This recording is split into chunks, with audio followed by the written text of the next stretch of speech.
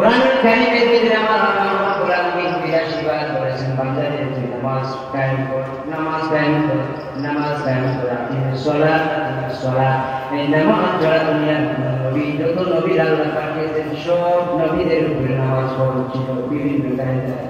আমাদের আগে যত উম্মত ছিল সব উম্মতের উপরেই নামাজ ফরজ ছিল। সুতরাং এই নামাজ ছাড়া জান্নাত পাওয়া যাবে না, এই নামাজ ছাড়া সিরাত পার হওয়া যাবে না, এই নামাজ ছাড়া কবর আলোকিত হবে না, এই নামাজ ছাড়া তুই কিয়ামতে মুক্তি পাবে না। 82 বার আল্লাহ রাব্বুল আলামিন নামাজের কথা বলেছেন। আমরা অনেকেই শরীর পাইতে কিন্তু খুশুর নামাজ পড়ি না, ইচ্ছা মতো পড়া নামাজ পড়ি, অনেকেই জানি না কিভাবে সঠিকভাবে নামাজ পড়তে হবে। সেদিন আল্লাহ সূরা মুমিনে বলেন কাদ আফলাহাল মুমিনুন আল্লাযীনা হুম ফি সালাতিহিম খাশিউন। তারাই সফল যারা আল্লাহর উপর ঈমান এনেছে, আর তারাই সফল যারা খুশুর নামাজ পড়েছে। প্রকৃত খুশুর নামাজীরাই দুনিয়ার জীবনে সফল হয়েছে। সুবহানাল্লাহ। এরপরে আল্লাহ রাব্বুল আলামিন যাকাতের কথা বলেছেন। 5টি পিলারের মধ্যে একটা হচ্ছে নামাজ। নামাজের কথা 82 বার বলা হয়েছে। নবী তার জীবনের শেষ সময় সালাত, আসসালাত, আসসালাত ওয়া মা মালাকাত আইমানুকুম ওয়া মান মুতালা। আমি এই নামাজ প্রতিষ্ঠা করার জন্য মক্কা ছেড়ে মদিনায় এসেছি, তায়েফের ময়দানে আমি রক্ত করেছি, উহুদের ময়দানে আমার তাপ শহীদ করেছি শুধুমাত্র নামাজের জন্য। সুতরাং নবীজি জীবনের শেষ সময় যখনই দুনিয়া থেকে বিদায় হলেন তোমাদের নামাজ ছেড়ে দিও না, নামাজ ছেড়ে দিও না। আর তোমাদের অধীনস্থ যারা রয়েছে, তোমাদের অধীনে যারা কাজ কাম করে তাদের প্রতি তোমরা খেয়াল রেখো। এটা হচ্ছে প্রধান স্তম্ভ। 5টার মধ্যে তার দিনকে হচ্ছে যাকাত। আমরা দুনিয়া আমরা কি করি?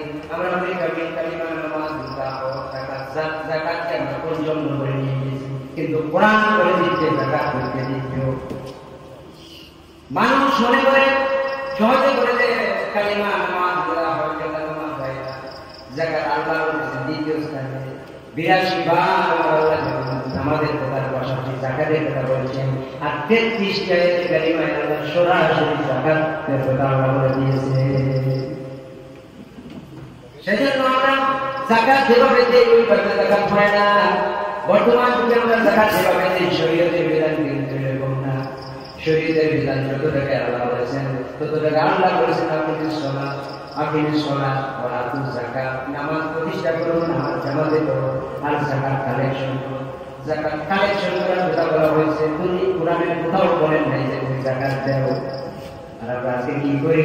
নিজের পকেটে অন্যের টাকাকে বসে আপনার পয়সা না, এই পয়সা আমরা আমানত হিসাবে অন্য গরিবের পয়সা আপনার পকেটে রেখে দিয়েছেন কিছুদিনের জন্য। ওই পয়সা আপনি গভর্নমেন্টে দিবেন, ইসলামী গভর্নমেন্ট যদি হয় তার দায়িত্ব সে কালেকশন করবে। আর সেই পয়সা আপনার পয়সা, যাকাতের পয়সা তাকে আপনি দিবেন, গভর্নমেন্ট কালেকশন করবে। আর ওই আপনার পয়সা কাকে গভর্নমেন্ট দিচ্ছে আপনি নিজেও জানবেন না। আর যে যাকাতের পয়সা গ্রহণ করলো সেও জানবে না কার পয়সাটা গ্রহণ করেছে। কিন্তু দুনিয়ায় আমরা কত ভুল করি। আপনার প্রতিবেশীকে আপনি যাকাত দিয়েছেন, যাকাত দিচ্ছি, তার মাথা সে জীবনে আর কিছু করতে পারবে না, তাকে আপনি ছোট করে রাখতেছেন। একটু কিছুদিন পরে একটু স্বপ্নবতী হলো, একটু বয়স হলো, আপনি তাকে গাড়ি দিয়ে বলছেন, তার কথা শুনতেছেন না, বলতেছেন সে আর কি বলবে। 3 দিন আগে তাকে যাকাত দিয়েছেন, তার তো 24 আমার কাছ থেকে যাকাত দিয়েছে, সে আবার কি জানাবেন বিচারি হয়ে গেল। কোরআনের অনুমতি দেন এই প্রাচীন আপনি যাকাত ফেরত দিবেন। সেই জন্য আল্লাহ বলছেন আমরা তো ভুল করি। দেখেন আল্লাহ বলছেন সূরাতুল হজ আল্লাযীনা ইম্মাক্কানাহুম ফিল আরদ আকামাস সালাত ওয়া আতাউজ যাকাত। আল্লাহ সুবহানাহু ওয়া তাআলা বলেন আমি মুসলমান কোন ব্যক্তি যদি রাষ্ট্র ক্ষমতায় যায়, মুসলমান কাউকে যদি রাষ্ট্র ক্ষমতা দেয় তাহলে 4টি দফার মাধ্যমে সে রাষ্ট্র পরিচালনা করবে। তার প্রথম দফা হচ্ছে সে নামাজ প্রতিষ্ঠা করবে। গভর্নমেন্ট যদি ইসলামী হয় নামাজ প্রতিষ্ঠা করবে। এর অর্থ হচ্ছে প্রত্যেকটা অফিস আদালতে হিন্দুকে বলা হবে নামাজ পড়ো, হিন্দুকে বলা হবে মন্দিরে যাও, তুমি ব্রেক নাও, লাঞ্চ খাবার নাও। কিন্তু তার লাঞ্চ খাবার নামাজ হিন্দু করার জন্য করা হবে না। মুসলমানদেরকে বলা হবে তোমরা নামাজ পড়ে নাও, আর দুপুরে নামাজ সেরে নাও। এরা হচ্ছে মুসলমান রাষ্ট্রের বৈশিষ্ট্য। দ্বিতীয় হচ্ছে যাকাত কালেকশন করবে, যাকাত কালেকশন করে যেই এলাকার প্রতিনিধি হবে সে তার এলাকার গরিবদের তালিকা নির্ধারণ করবে। সে কিভাবে দিবে, গোপনীয়তা রক্ষা করবে। আপনার যাকাত আপনি গভর্নমেন্টকে দিলেন, গভর্নমেন্ট তাকে দিল, সে আপনার কাছে কখনো আসুত হবে না। এটা হচ্ছে যাকাতের বিধান। 33 আয়াতে কারিমা আল্লাহ সুবহানাহু ওয়া তাআলা যাকাত পরিষ্কার করে বলেছেন কালেকশন করার জন্য। আপনি এমন ব্যক্তিকে রাষ্ট্রপ্রধান দেন, এমন ব্যক্তিকে পৌঁছিয়ে পাঠালেন সে কোনো যাকাত দেয় না, নিজেই দেন, সে কেমনি কালেকশন করবে, সে নিজেই নামাজ পড়বে, কেমনি নামাজের অর্ডার করবে। আপনি ওই ধরনের মানুষদেরকে ক্ষমতার মসনদে পাঠান, এই ফাইলুল গরুরি মদিনার বিকাশ করতে সময় লাগবে না। আপনি গাছ করেন, আম গাছ রোপণ করলেন, আর পানি ঢেলে দোয়া করেন, আল্লাহ এই গাছের জন্য কাটন চান। কেমন পর্যন্ত যদি আপনি পানি ডালেন, কাটল গাছে কাটল, আম গাছে আম ধরবে, কাঁঠাল কখনো ধরবে না। মজবুর লম্পট দুর্নীতিবাজদেরকে যদি আপনি ক্ষমতায় বসান, তারা দুর্নীতি করবে, অর্থ পাচার করবে, নারী পাচার করবে, যেটা একটু আগে থেকে গ্রহণীয় করা হয়েছে। তারা নারী গাড়িতে ব্যস্ত হবে, পয়সা করে বেঁচে ব্যস্ত হবে, মানুষের হক নষ্ট করবে, বান্দার হক নষ্ট করবে, দেশের সম্পদ নষ্ট করবে, দেশের সম্পদ পাচার করবে। তারা কেমন পর্যন্ত তারা চেষ্টা করবে না যে এই বাংলাদেশের মধ্যে রাষ্ট্র ক্ষমতা ইসলামী হক আর আল্লাহর এই 4 দফায় প্রতিষ্ঠিত হয়ে যাবে। এই ধরনের মানুষদেরকে আপনি পাঠাবেন, আল্লাহ আমি সুন্দর দেশের সৌন্দর্য চাই, দেশের শান্তি চাই। আমরা চতুর করবেন, আমি ধরবে, কাটাল ধরবে না। আর আপনি যদি আল্লাহ বলছেন বান্দারে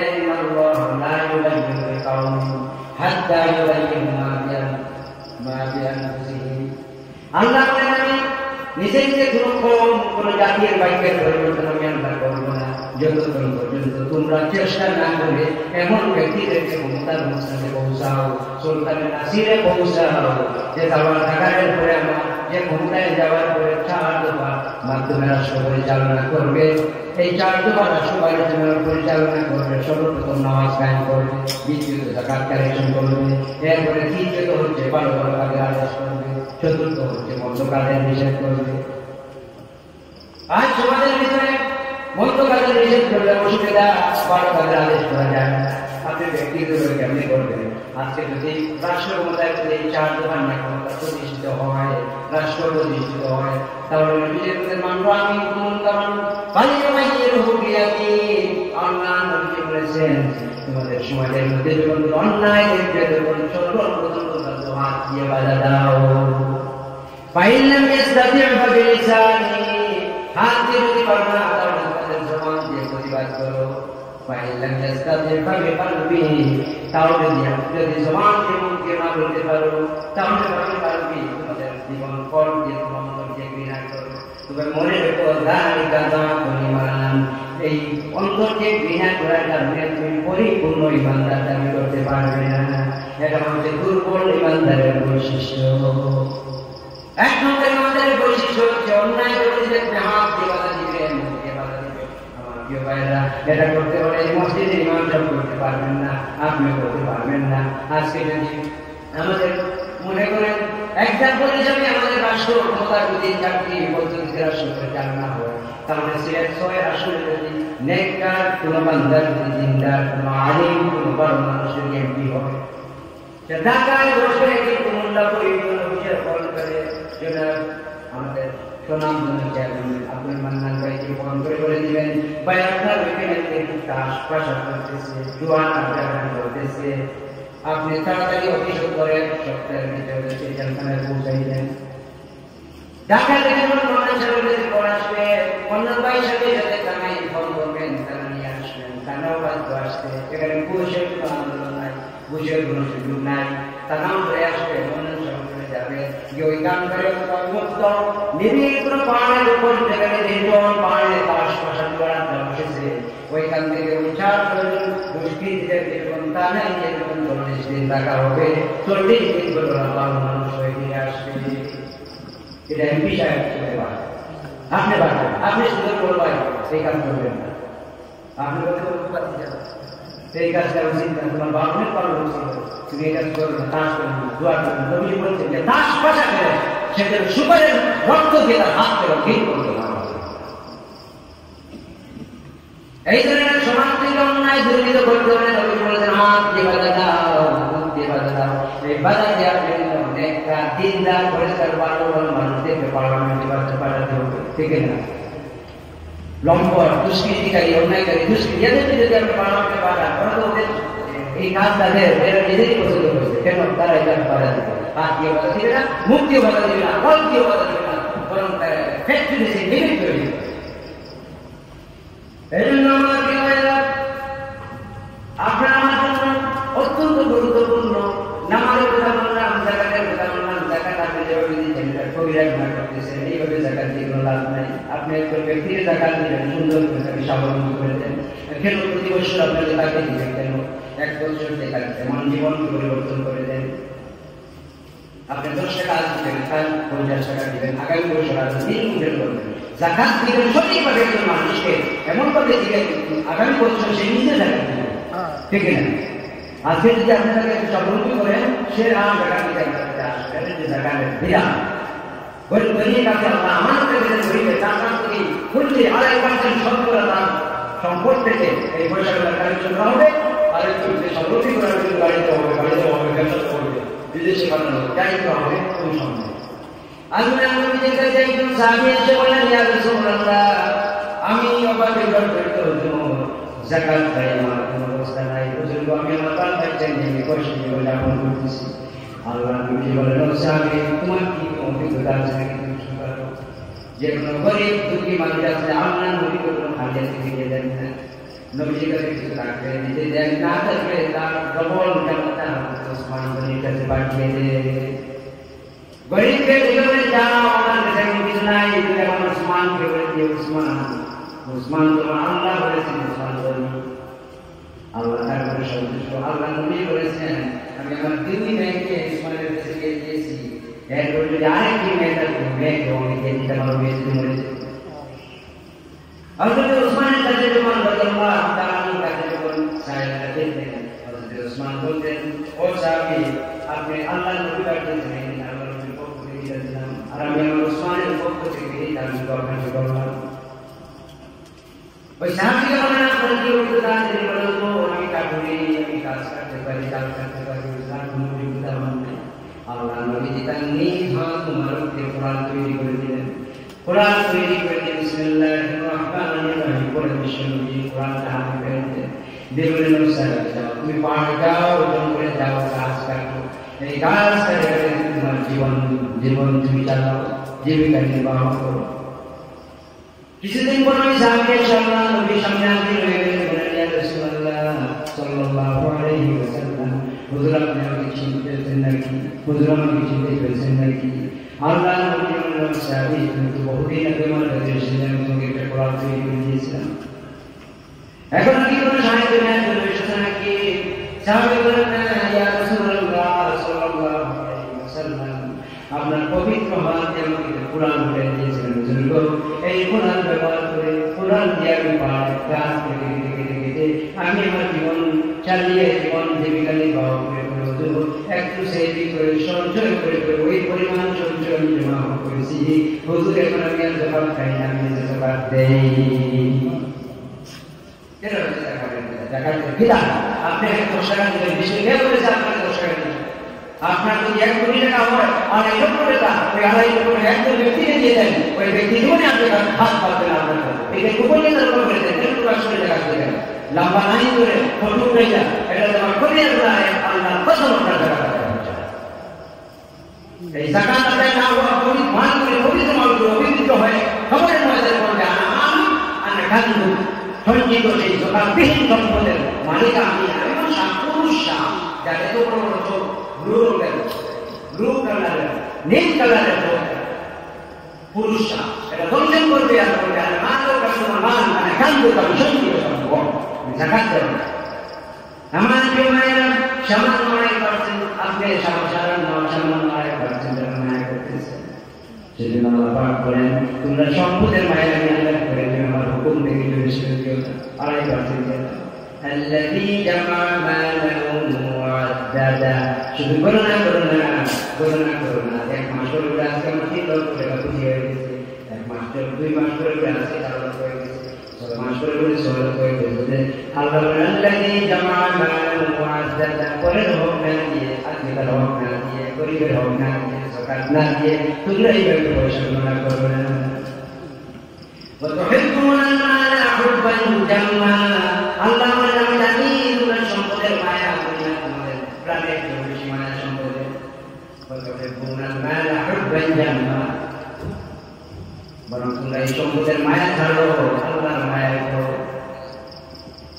সেজন্য আমাকে মায়া যাকাত আদায় করতে হবে যাকাত সঠিকভাবে দেন যাকাত থেকে আর কিছু কিছু মানুষের যাকাত শুরু করে দিয়ে আপনারা এখন থেকে যাকাত দিয়ে একটু খেয়াল করে দিন কাটে দিচ্ছেন আমি তো বলি সমাজের মধ্যে এমন মানুষ রয়েছে যারা যাকাত খাবার দেবার উপযুক্ত হয়ে গিয়েছে তারা কিন্তু যাকাত খাচ্ছে এরকম মানুষ সমাজে আছে না আছে না আমি বলে দিতে পারবো অনেক মানুষ আপনার সমাজে আছে এরা টাকা দেওয়ার কথা উল্টা টাকা খাচ্ছে আপনার টাকা হচ্ছে না কমিয়া করে হচ্ছে আর টাকা না দিলে ইমান পূর্ণ হবে না আপনি মুসলমান দাবি করতে পারবেন না এটা ফরজ একটা অঙ্গ টাকা দিতে হবে 33,000 টাকা ডাইরেক্ট মিটার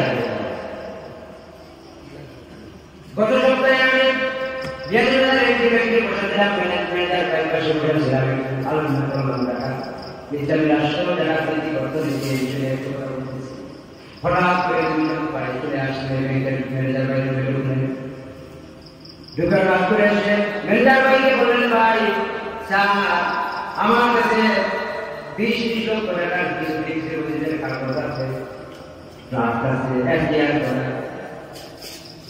এখন মহিলা গত সপ্তাহে মারা গেছেন উনি জীবিত থাকতে নিজের বাড়িতে কখনো খান নাই পরের বাড়িতে সারা জীবন খাবার দিয়েছেন সবাইকে বলেছেন আমার কিছুই নাই আওলাদ নাই পয়সা নাই কিছুই নাই মানুষের তাকে সারা জীবন খাবারের পয়সা দিয়েছে তাকে খাবার দিয়েছে গত সপ্তাহে ওই মেয়ে মারা গিয়েছে আমি তার পড়া মৃত্যুর করে তার ঘরের মধ্যে দেখলাম 30 লক্ষ টাকার মতো এই চিরদিনের পয়সা রয়েছে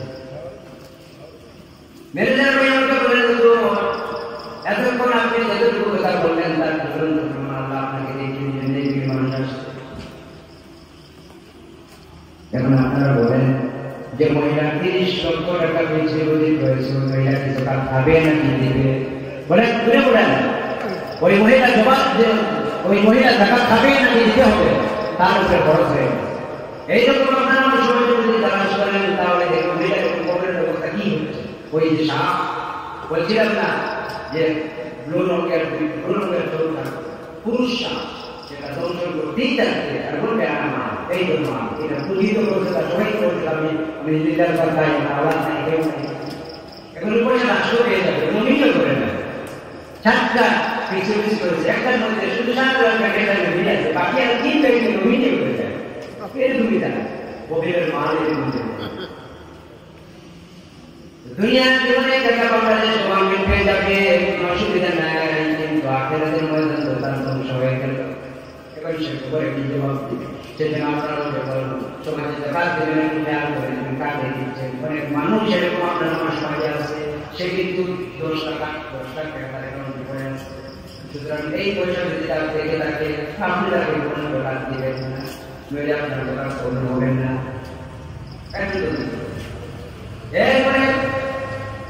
এরপরে 500 দিনের বিরুদ্ধে অ্যাকাউন্ট চলুকা সমান সুবহানাহু ওয়া তাআলা কুতিবা আলাইকুমুস সিয়ামু কামা কুতিবা আলাল্লাযীনা মিন ক্বাবলিকুম লাআল্লাকুম তাত্তাকুন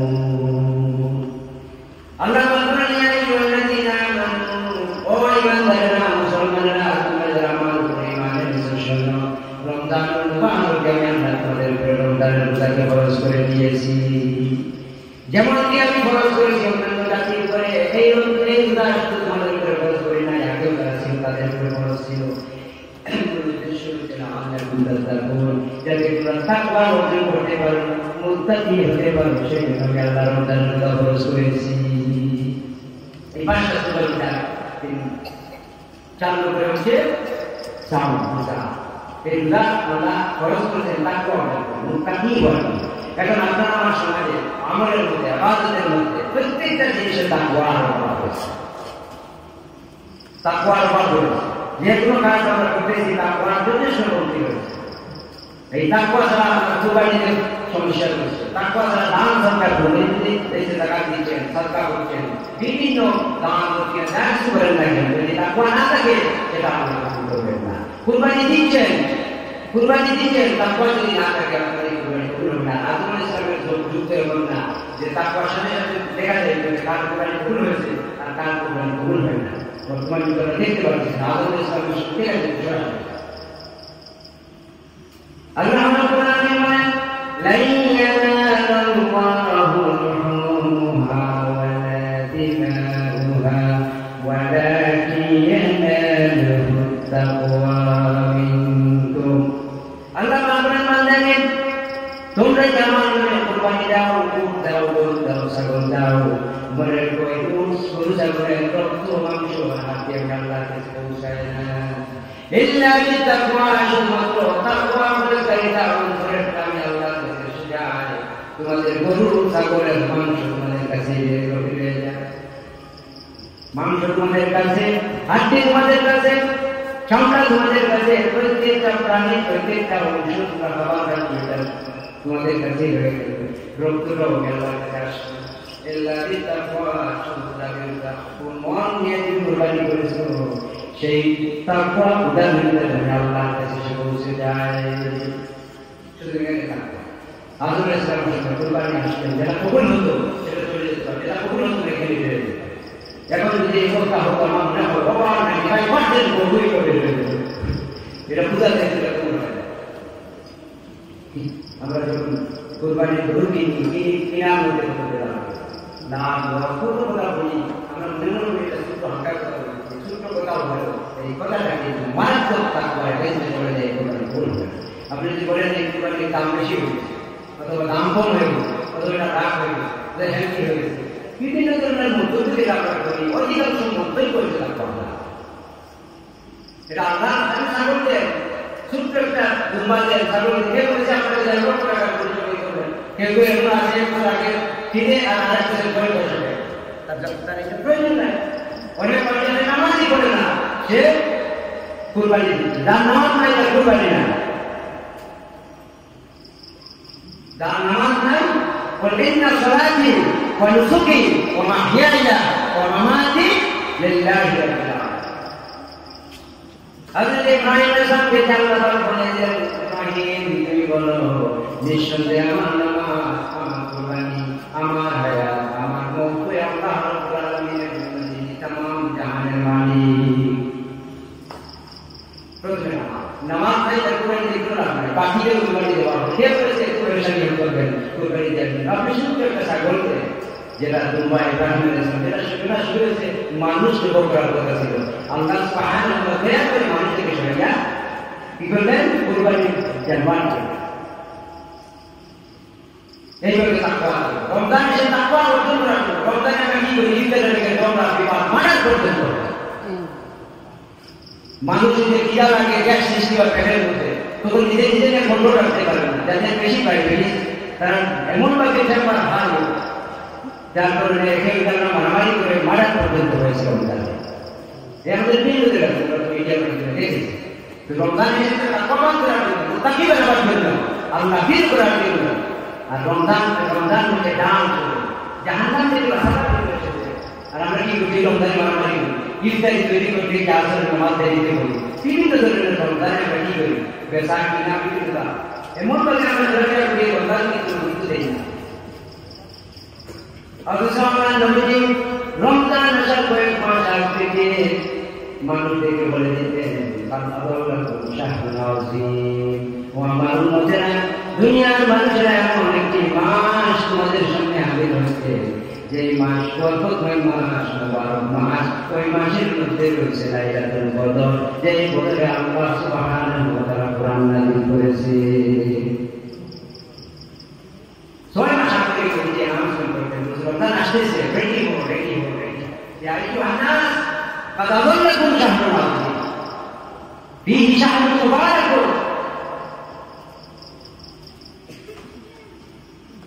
রমজান এসেছে তাকওয়া অর্জন করার জন্য, তাকওয়া অর্জন করলাম না, প্রতি বছর রমজান চলে গেল, রমজান চলে গেল, কিন্তু আমরা মুতাজ যেতে পারলাম না।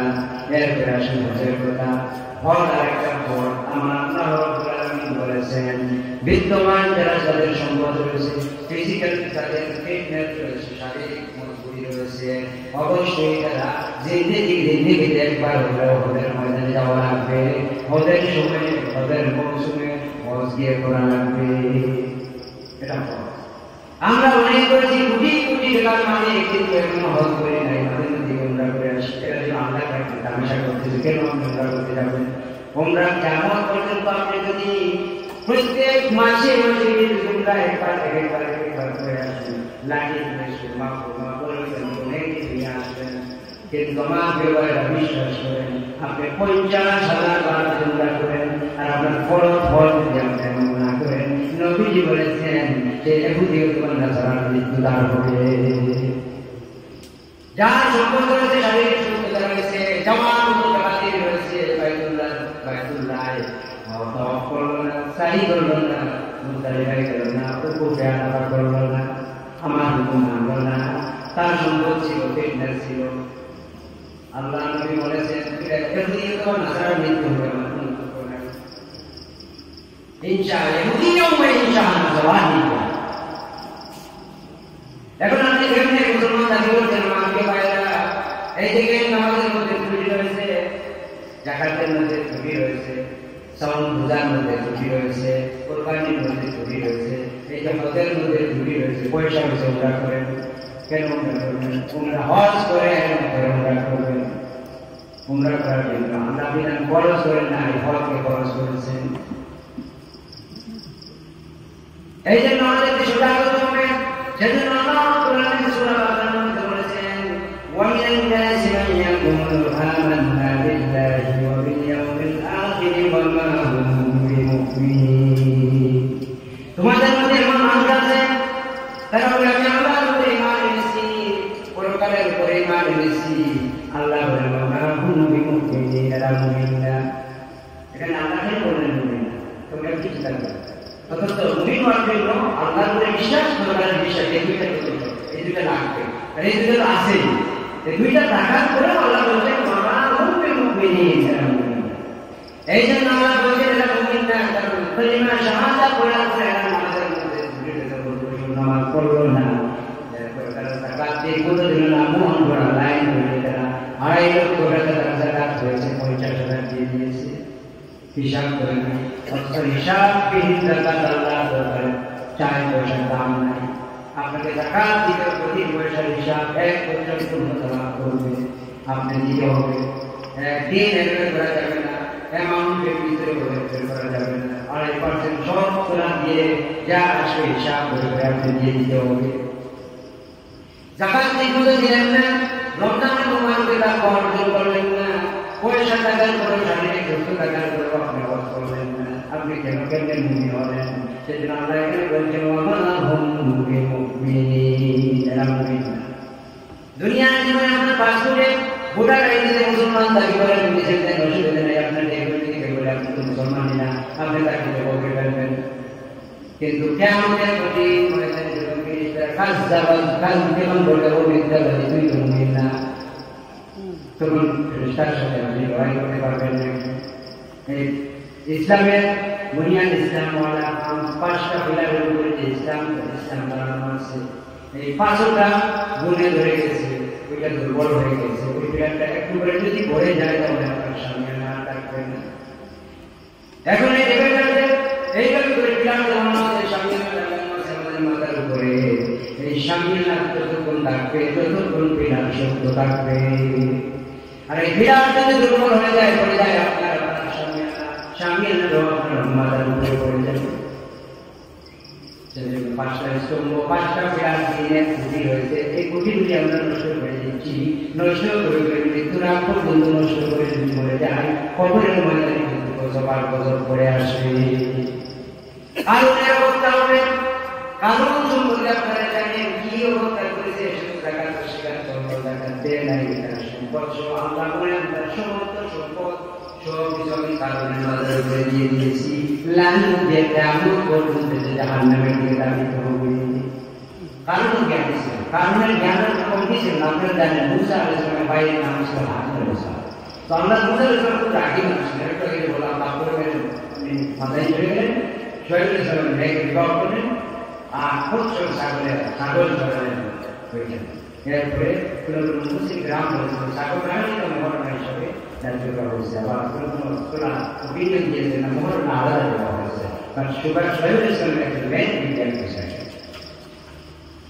তো মুসা আলাইহিস সালাম বাকি মানুষ ছিলেন, তার ভাই হারুনের সম্পর্ক কেমন হলো? মুসা আলাইহিস সালাম আমার থেকে মূল ভাই মুসার জবান বড় সুন্দর, তাকে আমার আল্লাহ কোরআনে মুসা আলাইহিস সালাম কবুল করলেন। আর হারুন আলাইহিস সালাম কি নবী বানিয়ে তার সাথে সঙ্গী বানিয়ে কারণ ছিল তার আপন ভাই। আল্লাহ কোরআনে বলে দিয়েছেন ইন্না কারুনা মিন আহলি মুসা মিন কওমি মুসা। মুসার কারুন ছিল মুসার কাউমে। মুফাসসিরিন کرام বলেছেন ওই কারুন ছিল মুসা আলাইহিস সালামের আপন চাচাতো ভাই। কারুন চিন্তা করলো মুসার উপরে যে কিতাব নাযিল হয়েছে তার হাদিস আমি আমার জ্ঞান হারুন থেকে অনেক বেশি। আল্লাহ মুসাকে কবুল করলেন আর হারুনকে নবী বানালেন। মুসা চিন্তা করলেন আমার জ্ঞান বেশি। মুসা আলাইহিস সালাম এর জ্ঞান দেখেন, জ্ঞান আর বুদ্ধি দুই জিনিস হয়ে যাবে।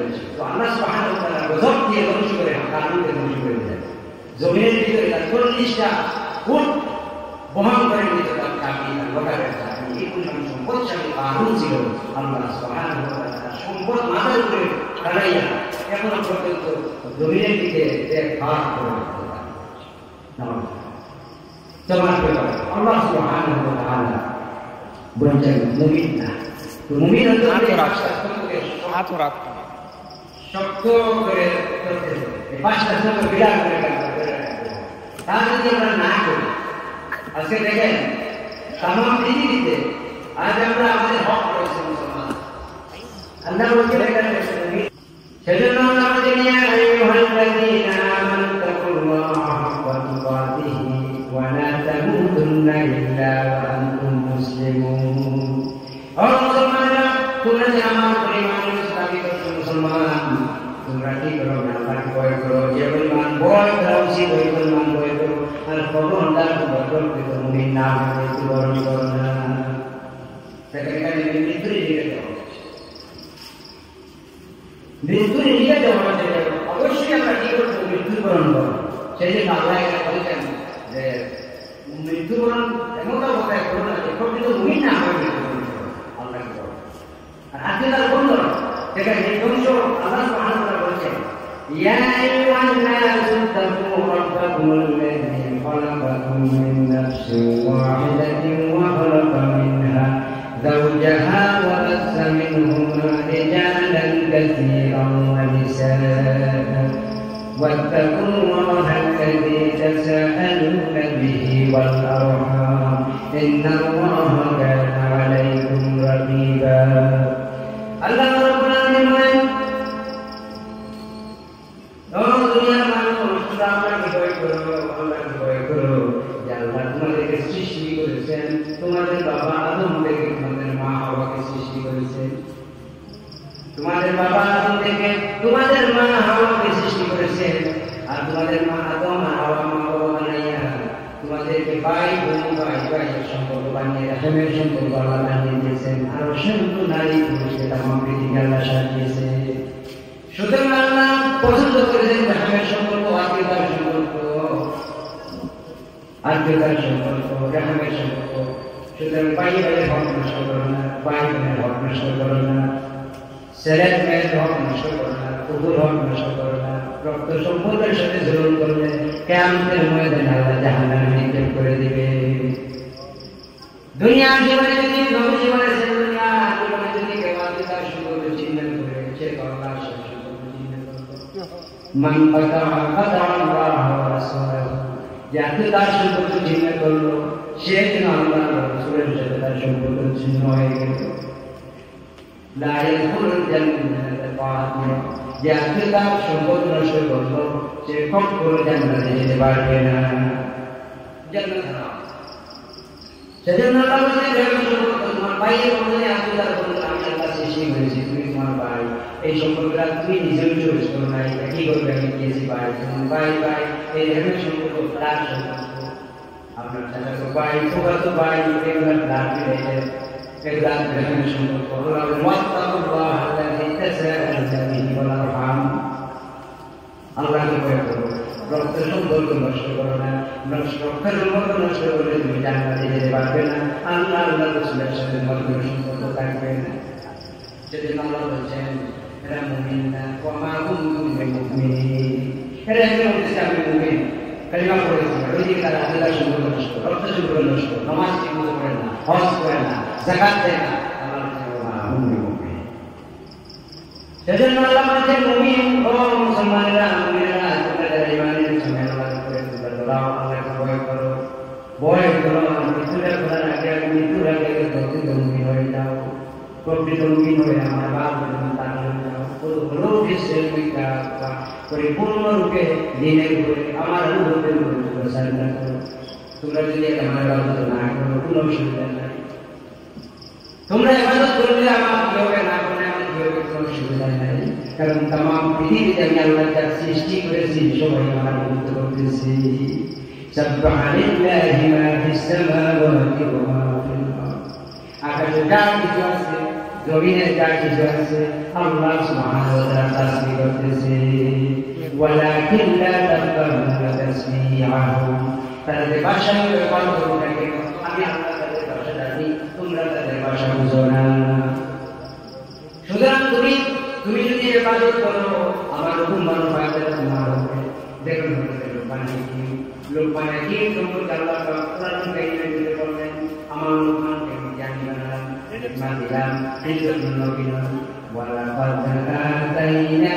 লুকমানাল হিকমাতা আন ইশকুরিল্লাহ ওয়া মান ইয়াশকুর ফাইন্নামা ইয়াশকুরু লিনাফসিহি ওয়া মান কাফারা ফাইন্নাল্লাহা গনিয়্যুন হামিদ আল্লাহ বলেন বিশ্ব পৃথিবীতে আসা হাজার হাজার বছর আগে আমাদের মাহবুব বান্দা ছিলেন যার নাম ছিল লোকমান তিনি শিরকের বিরুদ্ধে তার নিজের ছেলেকে ওয়াজ করেছেন আমি আল্লাহর সাথে সন্তান শিরিক না করে সর্বপ্রথম শিরিক বৃদ্ধি কথা বলেছেন 19টা উপদেশ সন্তানকে দিয়েছেন আমি আল্লাহর কাছে আমাদের লোকমানের এই নসিহতগুলি সন্তানকে দেওয়ার নসিহতগুলি এত পছন্দ লেগেছে আমি তার সমর্থনীয় নসিহতকে কোরআন কারিমের ভিতরে সূরা লুকমান নাযিল করে দুনিয়ার মানুষকে জানিয়ে দিয়েছি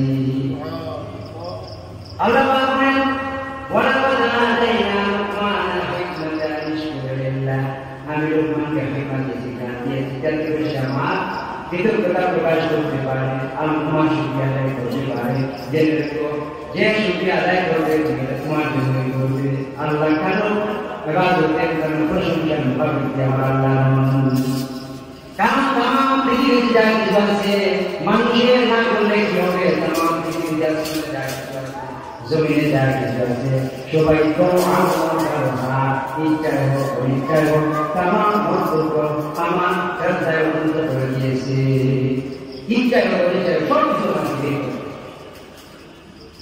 الذين يذكرون الله قياما وقعودا وعلى جنوبهم আল্লাহ পাক বলেন এই পৃথিবীতে যা কিছু আছে কেউ দাঁড়িয়ে দাঁড়িয়ে নামাজ জিকির করতেছে কেউ রুকুর হালতে নামাজ জিকির করতেছে কেউ তাশাহুদের হালতে নামাজ জিকির করতেছে কেউ শুয়ে শুয়ে মাটিতে জমিনে শুয়ে শুয়ে আল্লাহ জিকির করতেছে সুতরাং তুমি যদি জিকির করো ইবাদত করো আমার খুব মানো তাহলে ফায়দাটা হবে তোমার জান্নাতে যাবে তুমি আর আমি আল্লাহ চাই না তোমাকে জাহান্নামে দিতে তুমি ইচ্ছা তোমার যেহেতু তোমাকে আমি জ্ঞান দিয়েছি তোমাকে আমি হিকমত দিয়েছি জাহান্নামের আগুন থেকে যে বাঁচ করতে সফল হলো জান্নাতে যেতে সফল হলো দুনিয়ার সফলতা আসল সফলতা নয় আমার প্রিয় ভাইয়েরা আসল সফলতা পরকালের সফলতা আসল সফলতা আখিরাতের সফলতা দুনিয়া অল্প দিনের দুনিয়া আপনি সম্পদ চালিয়ে গেলে দুনিয়া ছেড়ে চলে যেতে হবে আপনার সাইডে যদি হবে দুনিয়া ছেড়ে চলে যেতে হবে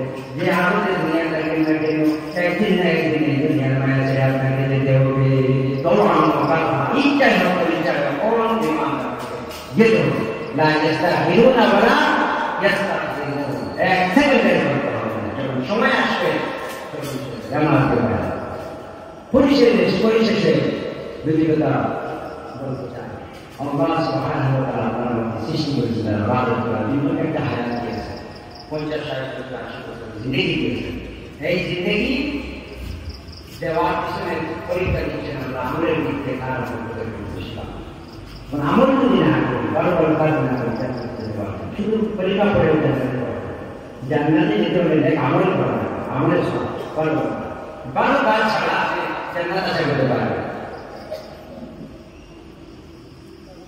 সেজন্য আমরা কোরআনুল কারীমের ভিতরে বলেন ইন্নাল্লাযীনা আমানু ওয়া আমিলুস সালিহাতি কানাত লাহুম জান্নাতুল ফিরদাউসি নুজুলা আল্লাহ রাব্বুল আলামিন বলেন নিশ্চয়ই আমরা মুমিন বান্দা যারা পরিবার নিয়েছে আর ভালো ভালো কাজ করেছে আমলের সালাহ করেছে তাদের জন্য আল্লাহ উঁচু আলা জান্নাতুল ফিরদাউসে রিজার্ভ করে রেখেছি আলা আম যেটা দেখাবে আর কিয়ামতের দিন আল্লাহ কিয়ামতের দিন দেখা দিতে ভালো কাজ করে আমল সালাহ করবে ফামান কানা ইয়ারজু লিকা রাব্বিহি ফালইআমাল আমালান সালিহান ওয়া লা ইউশরিক বিইবাদাতি রাব্বিহি আহাদা আল্লাহ রাব্বুল আলামিন বলেন কিয়ামতের ময়দানে যদি আমি আল্লাহর সাথে দেখা করতে চাই তাহলে সেদিন ভালো ভালো কাজ করে আমল সালেহ করে আপনারা আল্লাহর সাথে দেখা করতে চান আল্লাহর সাথে দেখা করতে চান এটা সওয়াল আল্লাহ কোশ্চেন করতেছেন আমরা আল্লাহকে দেখতে চাই তো দেখা করতে আল্লাহ সুবহানাহু ওয়া তাআলা কানা ইয়ারজু লিকা রাব্বিহি কিয়ামতের দিন যদি কেউ আল্লাহকে দেখতে চায় সেদিন ভালো ভালো কাজ করে আমল সালেহ করে আর যে আমল সালেহ করবে ওই আমল সালেহ করতে কখনো যেন শিরক না করে অনেক আমলের মধ্যে শিরক করে আওলাদের মধ্যে শিরক সন্তান মেয়েরা শিরক করেছে রিজেকের মধ্যে শিরক করেছে ছেলে মেয়েরা গেলে উন্নত জীবন হয়ে যাবে তা সেখানে রিজেক হতে না আমাদের কোনো রিজেক নাই এটা অনুমোদিত করে সেটাও শিরক আওলাদ হচ্ছে না বাজারে গেলাম পয়সা দিলাম মানুষ করলাম সেটাও শিরক কারণ আল্লাহ ইচ্ছা সন্তান দেওয়ার মালিকান না সন্তান না দেওয়ার মালিকান না প্রিয় ভাইরা ইন্নাল্লাযীনা তাদউনা মিন দুনিল্লাহি ইবাদুন আমসালুকুম আমার শুধু মা বোনেরা বিবাহ হয়েছে 10 বছর হয়েছে 20 বছর হয়েছে ধৈর্য ধারণ করতে পারেন না মানত করেন কবিরা করেন শিরিক করেন আল্লাহ বলেছেন যার কাছে মানত করতে মাদারিকে পয়সা দাও যার কাছে যাও ওই মাদারের যে শুয়ে আছে সেও তোমার একটা গোলাম সুতরাং আমার তোমায় দেবকে গোলাম মাদারের যিনি শুয়ে আছে তিনি আমার গোলাম তুমি একজন গোলাম হয়ে আরেক গোলামের কাছে সাহায্যে হাত বাড়াও আমি আল্লাহ ছাড়া সন্তান দিতে পারবেন না জাকারিয়া ইসলাম আল্লাহ কোন বয়সে সন্তান দিলেন ইব্রাহিম ইসলামকে আল্লাহ 85 বছর বয়সে সন্তান দিয়েছে আমার প্রিয় মা বোনেরা আপনাদের বিবাহ হয়েছে আমাদের সন্তান হয় না বন্ধু হয়ে গেছে কিন্তু একটু ধৈর্য ধরে আল্লাহ ইচ্ছা করলে কাদালিকা বুড়ো বয়সে আপনাকে সন্তান দিয়ে দিতে পারেন ময়ূষী নারী আপনার আমার নবীজি ঘনিষ্ঠতম স্ত্রী আমাদের আয়েশা রাদিয়াল্লাহু তাআলা আমাদের সন্তান দিয়েছিলেন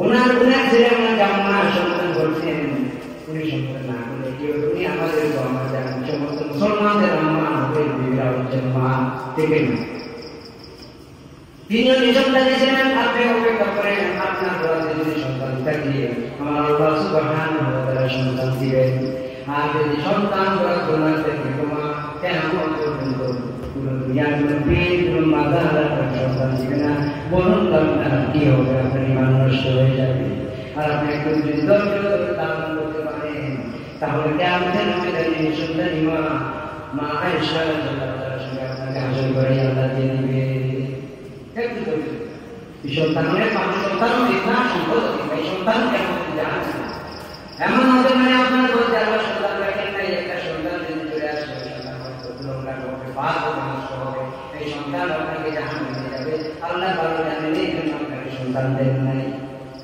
এটা তারা কোনো কারণ নাই এটা আল্লাহর সিদ্ধান্ত আল্লাহর সিদ্ধান্তের উপরে স্বামী আল্লাহ কোরআনে পাঠ করা লাগবে যদি আল্লাহর সিদ্ধান্ত শুনবেন শুনে শুনে আমল করতে মানতে হবে এইভাবে শিরিক করা যাবে না আল্লাহকে যদি আমাদের মাঝে দেখতে হয় ভালো কাজ করবেন সেই করবেন আল্লাহ আপনাকে আমাদের দিন দেখা দিবেন আর যে আল্লাহকে আমাদের দিন দেখবে শুধু দেখাই নয় আমাদের দিন আসলে তুই আমাকে না দেখে আবাদত করেছিস আমার গোলামি করেছিস আমার হুকুম মেনেছিস আমার নবীর কথা মেনে আমার নবী করলে শুনে নাই নবীর সাহাবীর কথা শুনে আজ আমি সরাসরি তোমাদেরকে দেখা দিব শুধু দেখা দিব না যে কালামকে তোমরা বিশ্বাস করছো আল্লাহর কালাম এই কালামের একটা লফ পর্যন্ত দুনিয়ার কোনো মানুষের না ওই কালাম তিলাওয়াত করেন আমি আল্লাহ সুবহানাহু ওয়া তাআলার কাছে শোনাবো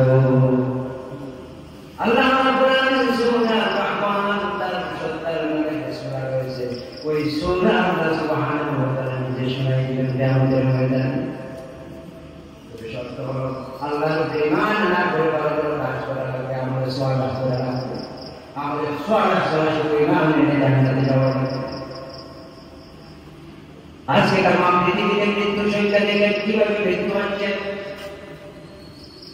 এই জন্য আমরা দুনিয়ার পাগল করা হয় দুনিয়া এমন প্রতিযোগিতা করতেছি দেখেন আল্লাহ সুবহানাহু ওয়া তাআলা বলেন আলহাকুমুত তাকাতুর হাত্তা যুরতুমুল মাকাবির দুনিয়ার প্রতি মনোভাবে তোমরা সম্পদের প্রতিযোগিতা করতেছো দুনিয়ার লোকে পরে এমন প্রতিযোগী হয়েছো আল্লাহকে ভুলে গিয়েছো দুনিয়ার এমন প্রতিযোগিতা করতেছো যে প্রতিযোগিতা তোমার অনন্ত করা সত্যকে আমাকে ভুলিয়ে দিচ্ছে আল্লাহকে ভুলিয়ে দিচ্ছে এই প্রতিযোগিতা সম্পদের প্রতিযোগিতা আল্লাহর প্রতিযোগিতা ক্ষমতা প্রতিযোগিতা